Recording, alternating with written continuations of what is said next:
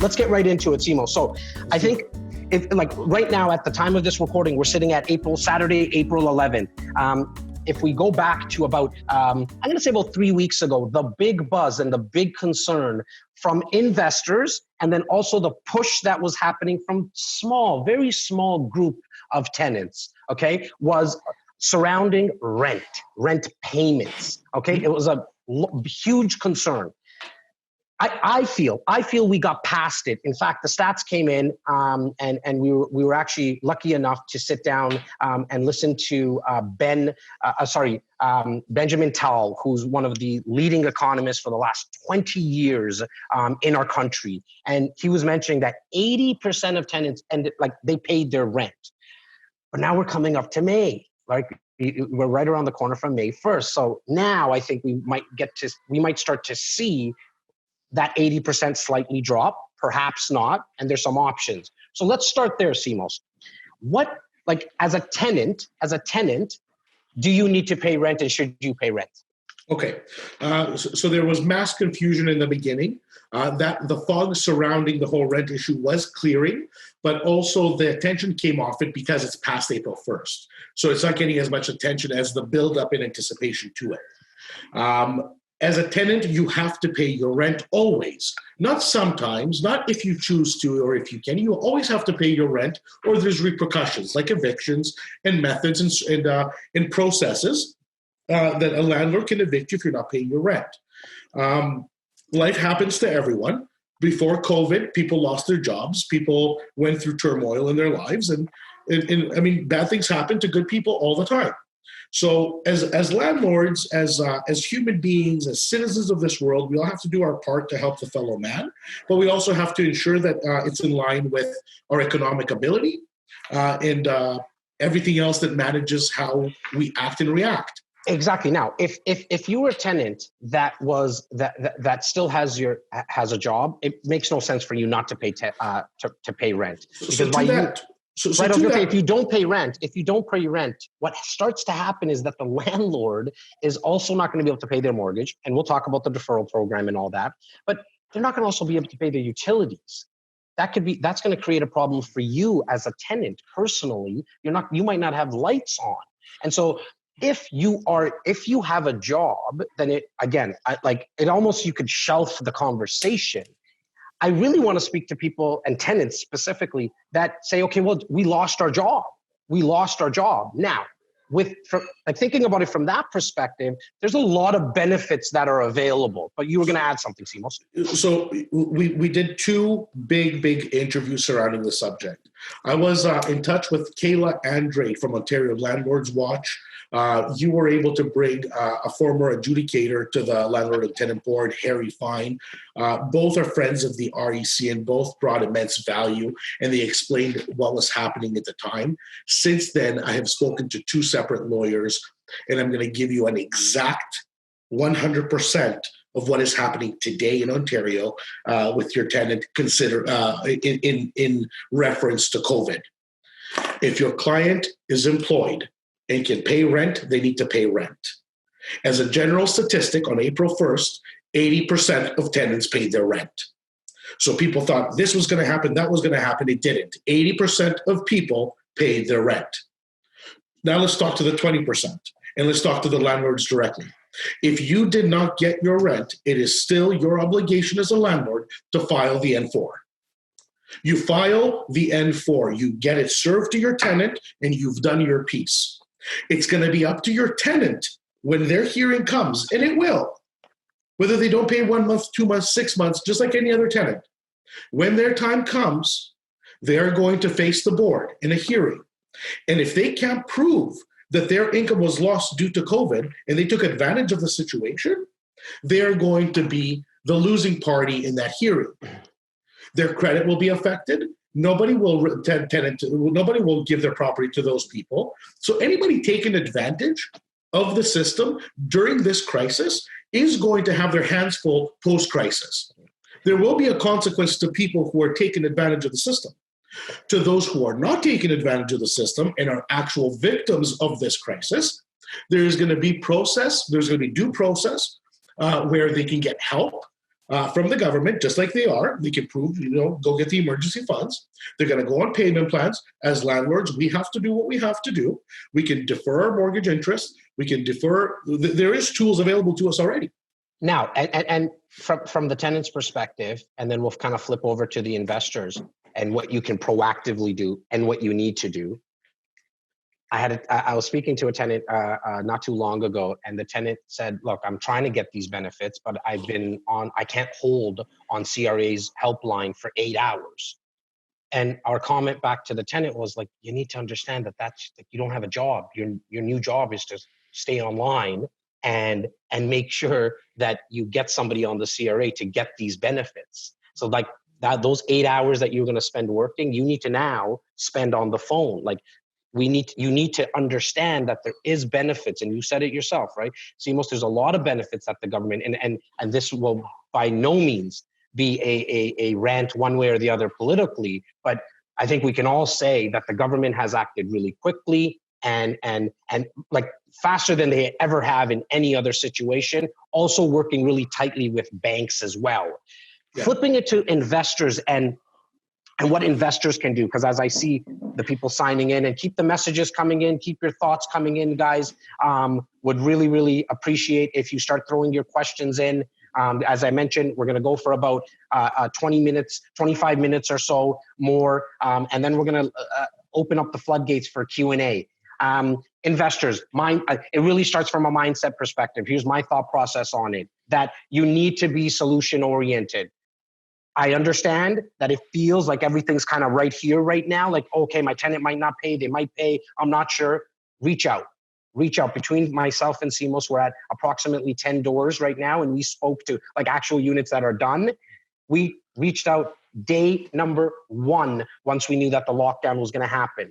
And every single one of our tenants paid, except for one lady who said, I need to come up with a payment plan. And our first comment to her was, thank you for letting us know. Let's work something out.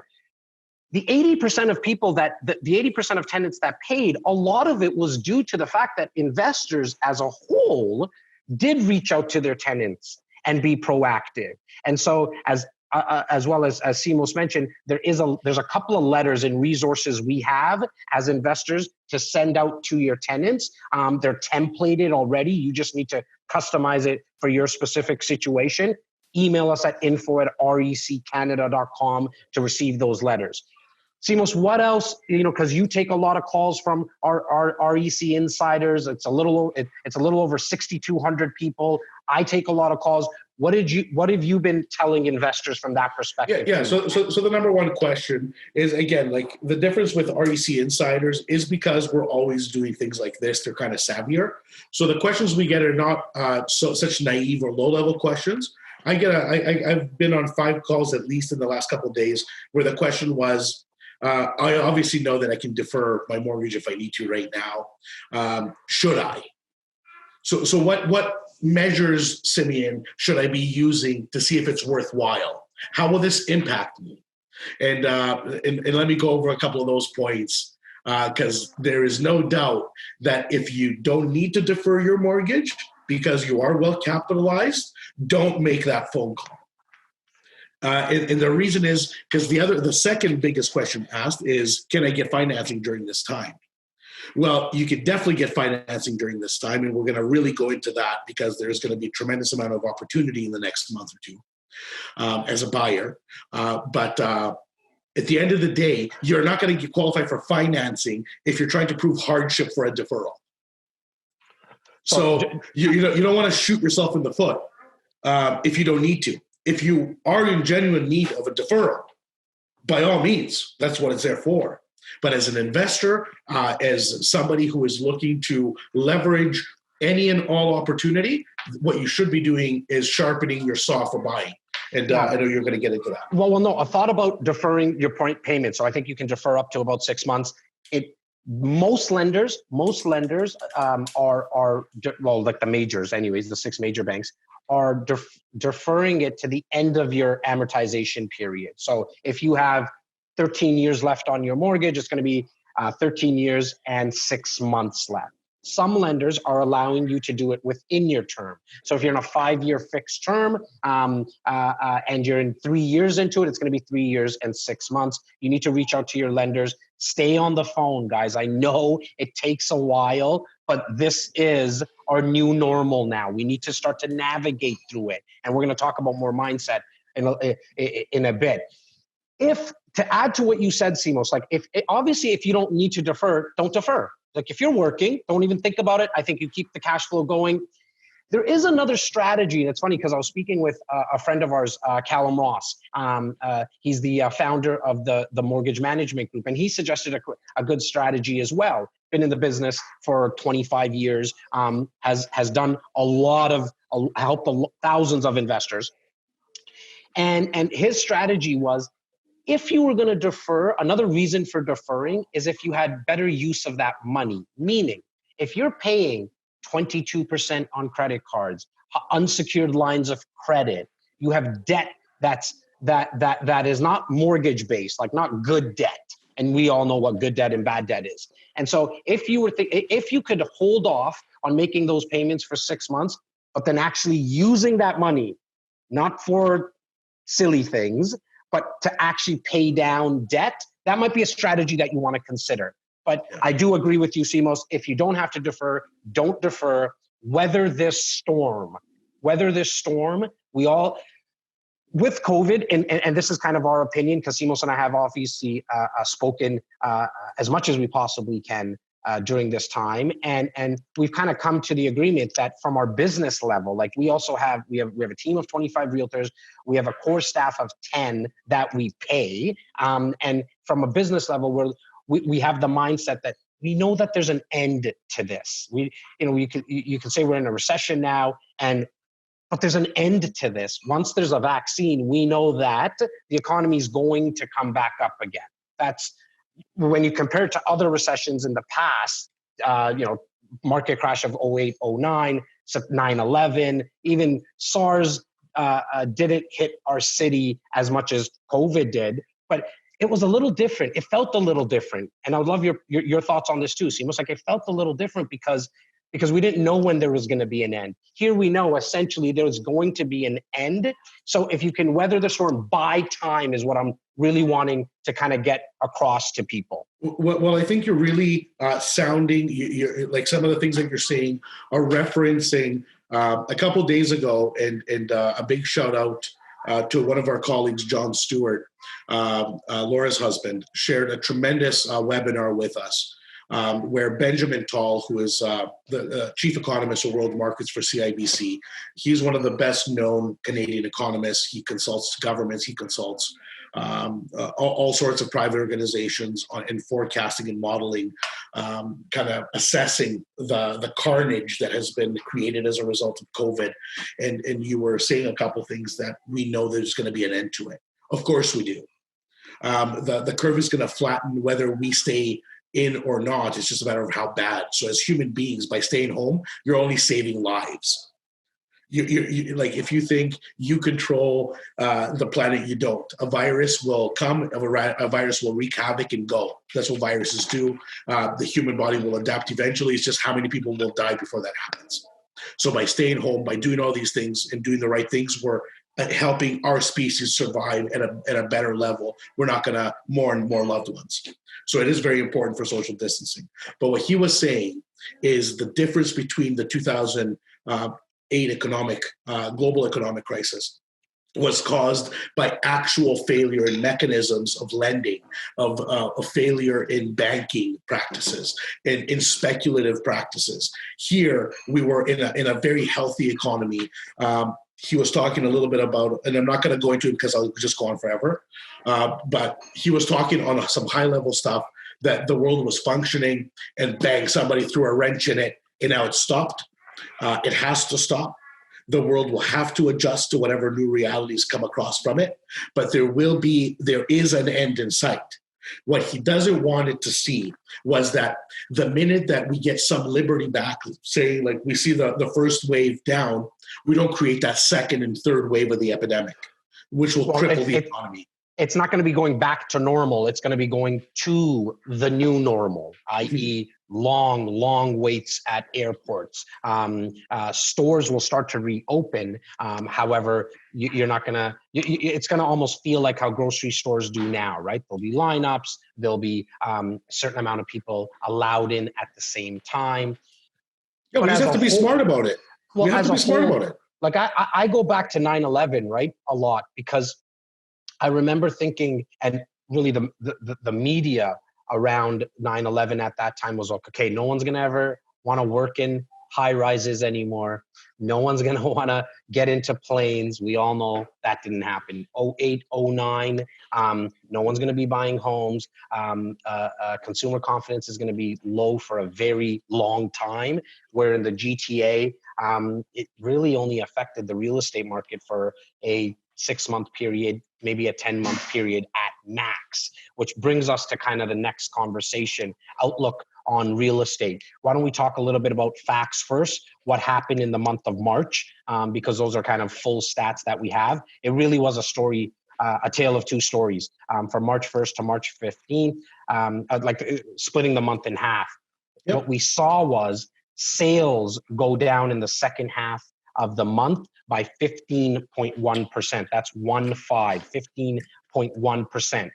What I really want to emphasize there is that's what the amount of sales that happened, which kind of makes sense, right? At the second half of the month, people were told not to leave their home, and sellers were, for good reason, not allowing people to come into their home, because real estate kind of took a back seat, as it should have, where a lot, like the questions we were starting to get is, oh my God, my house price just went down 15%. I was like, no. Your house values didn't go down 15%. The amount of transactions that happened went down 15%. So your values, in fact, it's still just a quick correction, Jas. Yeah. It was 15% overall in the month of March. Yeah. Then it went down the second half. So the first half saw an increase of 12% year over year, but the 50% decline in the second half of the month resulted into a March 2020 being 15% down in sales. Yes, but sales volume. Yeah, sales volume, right? Yes. Not so your home didn't go down. Now, we always like to say that we don't have the crystal ball, and anybody who does, you might want to run away from them, right? Who says that they have it. But values didn't go down. And so I really want to make sure that we emphasize that, because real estate doesn't act like stocks do, right? Stocks have the daily, if not sometimes hourly, to the minute fluctuations. You can't day trade real estate, guys. So real estate takes a little bit longer in terms of seeing what the facts would be. But our outlook in general, why don't you touch on that a little bit, Simos, like in terms of for the short term, 3 to 6 months, and then we'll talk a little bit, and I'll talk a little bit about medium to long term. Yeah, so I'm going to give my short term is what I personally think, and I'm glued obviously to as many high-end resources that I can. So I do have a lot of friends that are analysts that work for the credit unions. I have friends who are analysts for banks in Europe, both in Brussels and in Athens. I'm of Greek heritage, so a lot of my friends are graduated from tremendous universities all over Europe, and they've really succeeded in bringing the Greek economy back post the economic collapse, and they're all stationed all over Europe with both German banks, with the European Banking Initiative, and of course Greek banks. So I'm getting the picture from there almost every day, because we have Facebook groups that we share information and intelligence with. And here in Canada, our friends at Urban Nation, our friends are developers. We just kind of get the inside scoop on a lot of things that helps us know that it's not so bad. So I will share that insight with you here today. A lot of people are anticipating that a lot of things are going to ease up by the end of June. And I agree. I do agree. I think the social distancing initiatives, I think we learned a lot by seeing the disaster in Europe. Meaning China was the first indicator. Nobody thought that it was going to hit their home, and then it was in their backyard. Italy, Spain, Germany, all of that Western Central Europe taught the world a very important lesson, clearly not to the Americans, because the Americans were laughing at it until it smashed into their homes. but Canada did listen, and we did slow it down. And if we're smart and we continue down the path that we're on, I think we're going to gain trillions of dollars back. Forget just the health implications that we're staying alive. We're going to gain back our lives sooner than anyone else if we take it slow. So I do think there will be a general ease by the end of June. Yeah. And I think the modified, real estate is an essential service for obvious reasons. The new reality are virtual open homes. The new reality is sending in as little soldiers on the ground as possible. And you're going to see more and more video crews ripping around We've still seen hundreds of transactions done on a weekly basis. 100%. Excuse me, right across the Greater Toronto Area. Now, the question comes up: should I buy or should I wait? And so a seller. Go ahead, Simos. No, go ahead, brother. No, as a seller, if you're a seller, you need to hold on. Yeah. If you don't need to sell, selling in uncertain times is a mistake. Period. And to the point of, you said, if you don't need to sell, that's so important, right? Because there is people that need to sell because they already bought a home pre-COVID. And so they need to sell. Those are majority of the transactions. Or they need to sell because of an estate, or because of a divorce, or because of a death, or because of a million other reasons. If you need to sell, do what you need to do. And if you need to buy because you sold already, then you obviously, then you should. But if you don't have to buy or sell, our opinion and our advice is to hold off for a couple of months, just to let this, to buy the time and weather the storm. You're going to hear us say that a lot. Going into COVID, the month over month, what were we seeing exactly, Simos? We were on fire, Jas. So yeah. This really and truly, I hate talking about COVID like it's a cause, because it's such a serious health concern. Like, it's truly a virus that's killing people. Yeah. And because we're talking about it so much, it's losing its value. Like, we're talking about it like it's something. You know what I mean? Well, one of the best memes out there is when somebody asks who started COVID, and then they pull up the mask and it's a Zoom logo. Right? I don't know. Yeah. No, all kidding aside. So the market was on fire, Jas. The market was truly on fire. It's safe to say from February to March, we were seeing, like, in the Greater Toronto Area, month over month, close to like 11, 12%. Double digit, 12. Right, 12. Double digit. It started to go like almost like this. It started to get scary almost for people in the business, because it started to smell like 2017 before we needed to see a government intervention, which was the Fair Housing Plan, which cooled things down. Here's my personal opinion, right? Where in terms of like appreciation, because I had some questions here that I saw pop in, like, hey, what's your kind of forecast?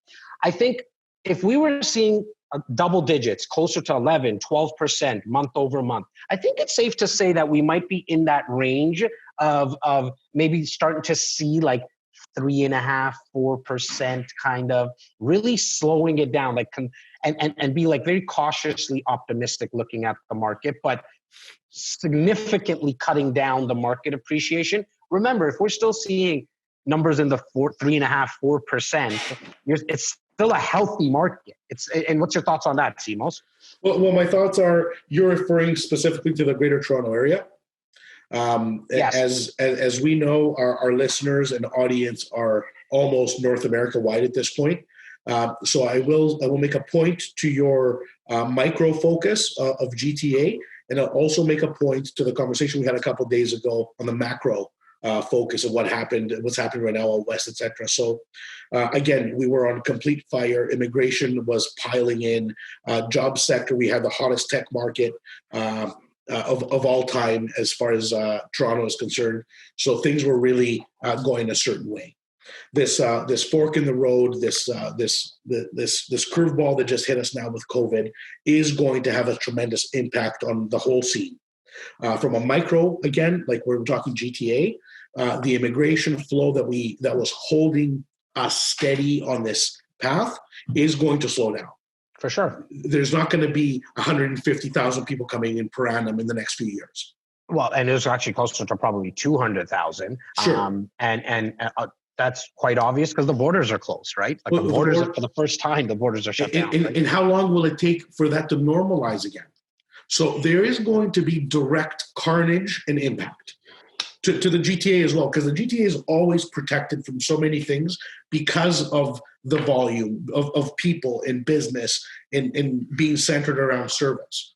Now, from a macro in the country, Alberta and Saskatchewan, that were slowly creeping towards some kind of a normalcy and recovery, just got badgered to death again. They just, like, oil has tanked to numbers that it took them 6 years to get back to $16-70 a barrel. They're creeping under $20.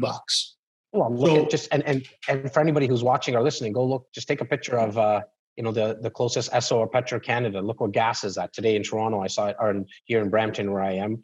Yesterday, sorry, I think I saw it at 54 cents. Like, I don't even remember. Gas is on sale and nobody needs it, Jas, because nobody can go anywhere.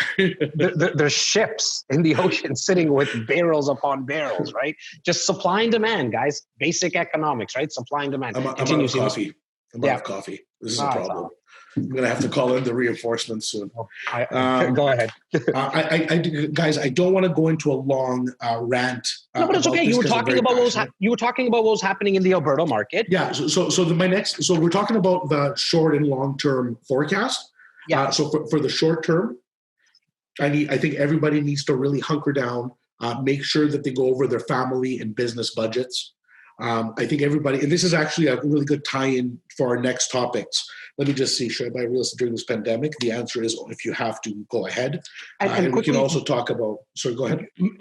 And there's, because of the amount of insiders that we have, I did notice that we've been getting a lot of emails and calls from some people in the camp. Well, look, Jas, I've already refinanced my home. The money for that refinance is literally sitting with me right now, and I'm paying interest on it. Is there places I can deploy it? If I were to deploy it, if I wanted to take look at something that might be compelling in times like this, because we all know, right? If you go back as far as you want in times of recessions and even depression, not that we're in a depression by any means of the stretch of the imagination, but we are definitely in the recession, where you'll start to notice that a lot of compelling opportunities start to present themselves. If you were ever considering to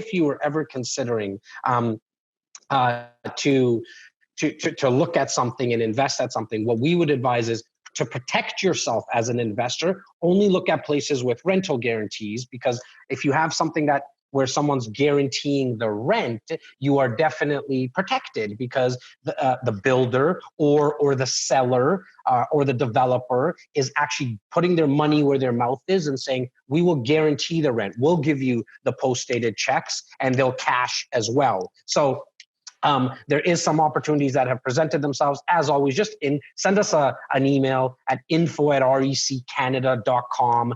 There's one in downtown Toronto. There's another one in Oshawa that's tied to student housing.